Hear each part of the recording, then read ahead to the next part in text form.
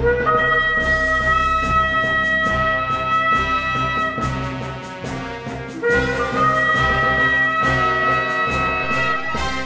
ancient Hebrew scriptures foretold of the Anointed One, Yeshua HaMashiach. The Messiah Yeshua came to call the people back to the truth of His word and to follow that righteous path. Yeshua then called Jewish men to be His disciples.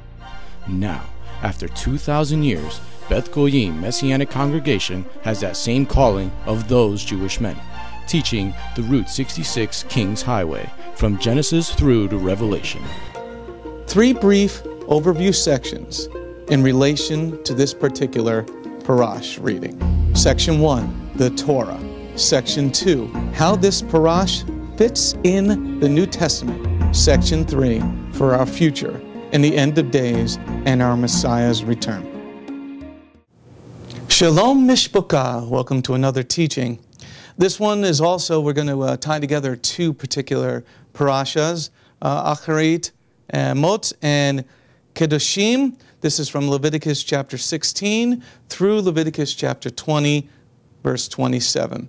This is, these particular parashas, we're going to focus just on a very small piece because it's so vitally important to understand just a small piece, because by understanding the beginning, you will understand why Yeshua, our Messiah, Jesus, did what He had to do. In these particular parasha, we are going to talk about the biblical holy day feasts, the one that we still keep called Yom Kippur, because if you read Leviticus 23, you will see that you are to do these until the Lord comes back. But we're going to focus today on Leviticus chapter 16, verse 2 and 3. And this is talking about the high priest going into the Holy of Holies once a year on the Day of Atonement, Yom Kippur, this Day of Atonement. He would enter in at one time, going in there with specific clothing he would wear, specific garments that were specifically designed for that particular time. And they were made of linen, okay? He was to go into the holy place, to go before his beloved Lord, to be intimate with the Lord on that one time a year. Sort of like a marriage, when a husband and wife get married and only that first night that they spend together, it is intimate, it is close, it is blood that is being spilled.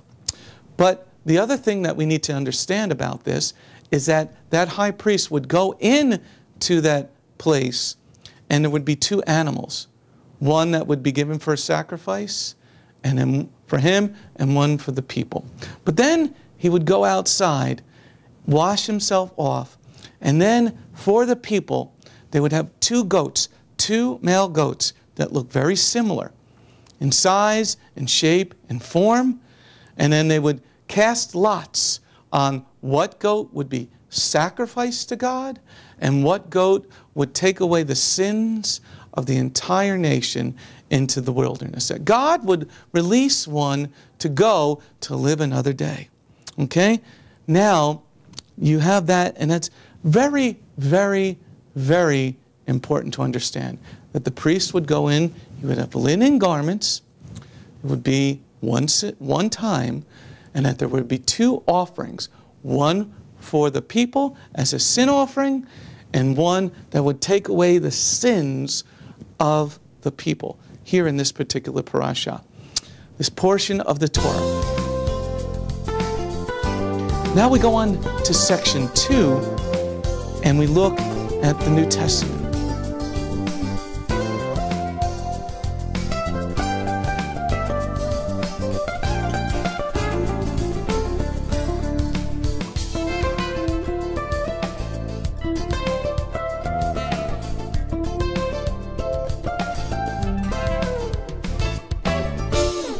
And we see an event that happened in the Gospel of Yochanan, John chapter 18, verse 38 through 40. There was a scene where Pilate, the governor, had whipped Yeshua, but it was the time of the Passover. And he wanted to let one man go free. So he says to the people, do you want Barabbas or Barabbas? Or do you want Yeshua, Jesus the Messiah? So there were 2 similar looking people, because they were both Jewish, both similar looking people most likely, both men. And here it was this offering, and the people had to choose one that would go to the cross for the sins, and one that would be set free to live another day. But now, with our understanding of Leviticus and this Parash reading, remember in the Parash reading in Leviticus chapter 16, we see that the high priest would go, linen garments, he would make atonement for himself, he would be washed clean. Now what did Pilate do in John chapter 18 and chapter 19? He washes his hands clean of this event. Okay? He's not, I'm not the one who's doing this, you're the one who's choosing. Also, remember in Leviticus how there were two scapegoats, and that one would be sacrificed for the sins of the people, and one would be let free.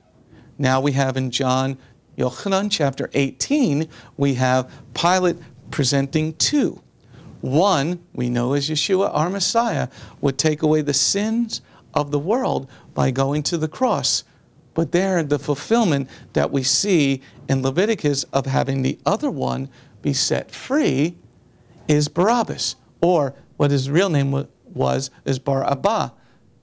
And that's even more in the names. Yeshua, which means salvation, and Bar Abba, which means son of the Father. So do you want salvation, or do you want the son of the Father? Sort of like the Father in heaven, telling a little story right there in the names. But why is that even more important for our section 3? To understand from the beginning, to understand the middle, to understand the end. Section 3, the fulfillment of what other things are to come yet.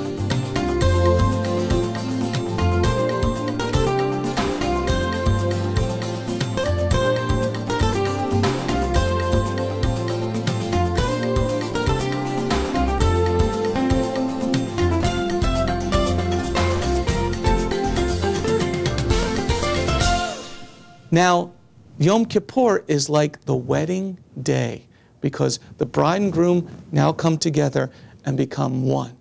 So it is that wedding day, that wedding feast that is so very special.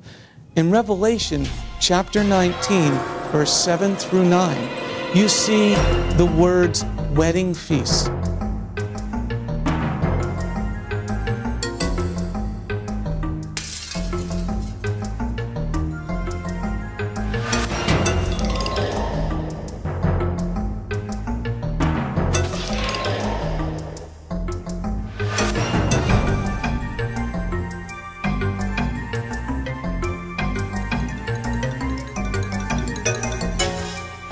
Those people who accept Yeshua, who follow his teachings, who follow the Word of God, will then, in the end, be in heaven and be at the wedding feast of the Lamb. The wedding feast is like Yom Kippur, that intimateness with God by going to that holy place, the forgiveness of sin that you see in John chapter 18, and finally, you're given that linen garment at the wedding feast of the Lamb up in heaven. So here it is, everything being fulfilled to the T. But if you don't know the beginning, you really don't understand the end. Shalom.